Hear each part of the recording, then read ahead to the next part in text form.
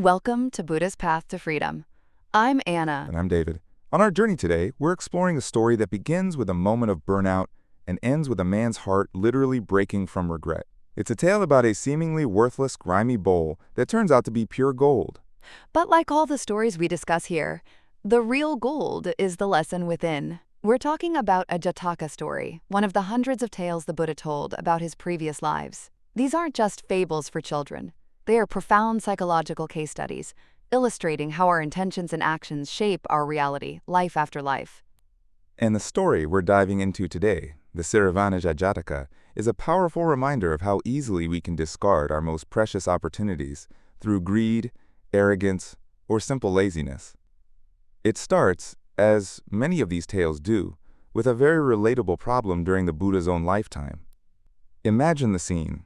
We're at the Jataka monastery in ancient India, where the Buddha is teaching. Among his monks is a man who had joined the order full of faith and energy. He went into the forest to meditate, determined to find enlightenment. But it didn't happen. The progress was slow, his mind wouldn't settle, and he just burned out. I think we can all relate to that feeling. You start a new project, a new health regimen, or even a spiritual practice with so much passion. But when the results don't come as quickly as you hoped, that fire starts to dwindle. This monk was there. He gave up. He started spending his days in negligence, just passing the time. The other monks tried to help, but he wouldn't listen, so they brought him to the Buddha. And the Buddha's approach here is incredibly direct. He doesn't immediately tell a gentle story. He holds up a mirror to the monk's current state with a series of probing questions. He asks, "Really, monk? Are you not interested in practicing the Dhamma now? Are you not interested in practicing the Dhamma? Are you saying that you are just sleeping? Are you saying that you are just chatting and joking with the crowd? Really?" There's no hiding from that. The monk's response is simple and honest. He just says, "That's right, venerable sir." And with that admission, the Buddha delivers the powerful analogy that frames the entire Jataka tale. He says, "Monk, there was once a merchant who found a golden plate worth 100,000. He had the opportunity to take it right then, but he left it, saying he would come back for it later. Another merchant came and took it. When he returned, it was gone, and he was overcome with grief. Monk, are you going to be like that merchant? When you have attained this noble path that frees you from suffering, why do you lose this precious opportunity, only to grieve for it later?" You can just imagine the effect of that analogy on the entire assembly. The monks were completely captivated. They immediately and eagerly requested the Blessed One to tell them the full story of the merchant who was saddened by the loss of his golden plate. And so the Buddha began the tale from a time 5 eons ago. The story begins in the kingdom of Seri.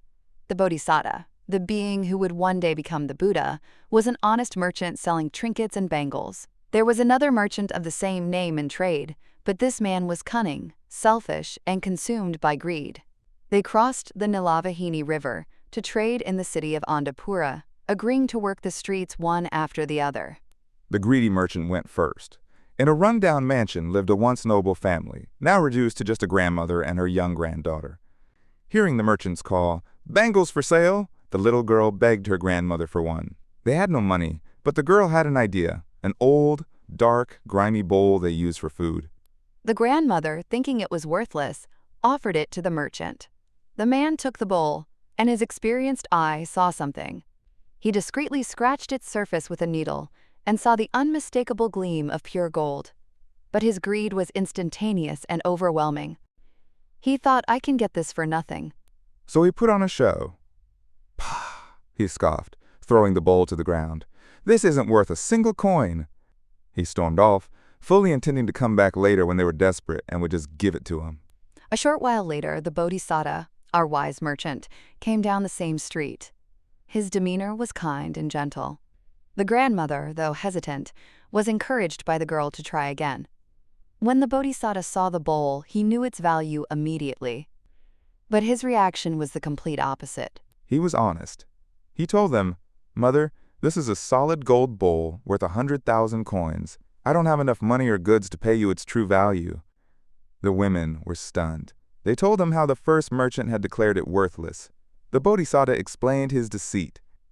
Filled with gratitude, the grandmother insisted he take it for whatever he could offer. He gave them everything he had. 500 coins and all his merchandise, worth another 500. He kept only his weighing scale and 8 coins for the ferry fare home. He took the golden bowl and immediately left for the river. Of course, the greedy merchant soon returned, unable to contain himself. "All right," he said arrogantly. "I'll give you a little something for that useless pot." The grandmother looked at him with disdain. "You deceiver! A noble merchant has already come, revealed its true value, and paid us 1,000 in goods and coin. He has taken the bowl." The moment those words hit him, the world fell out from under the greedy merchant. The story describes it so vividly. He was seized by a grief so violent he couldn't bear it. He ran to the riverbank and saw the Bodhisattva's boat already halfway across. Screaming in rage and regret, his heart literally burst. He vomited blood and died right there on the riverbank, his first act of hatred towards the Bodhisattva setting a course for lifetimes to come. A dramatic end. But the Buddha then delivered the final, crucial lesson. He looked at the assembled monks and revealed the identities. The wise, honest merchant was, of course, a previous incarnation of himself.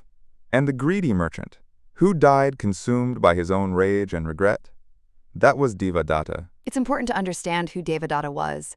He wasn't some random villain. He was the Buddha's own cousin. He became a monk and was highly accomplished, even developing psychic powers. But his ambition and jealousy were his downfall.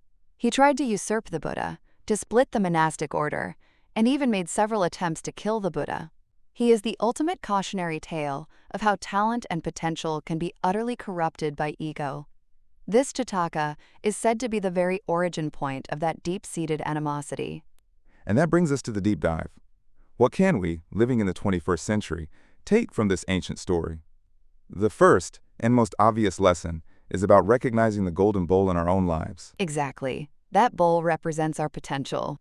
It's an opportunity for a career change, a chance to heal a broken relationship, a moment of insight during meditation, our own integrity in a difficult situation. It's that precious thing that comes into our hands, often disguised as something ordinary or difficult. That leads to the next point. We all have both merchants within us. There's the wise bodhisattva voice, our conscience, our wisdom, the part of us that values long-term well-being and integrity. And then there's the greedy Seri voice, our ego, our impatience, our desire for a shortcut. We see this play out constantly.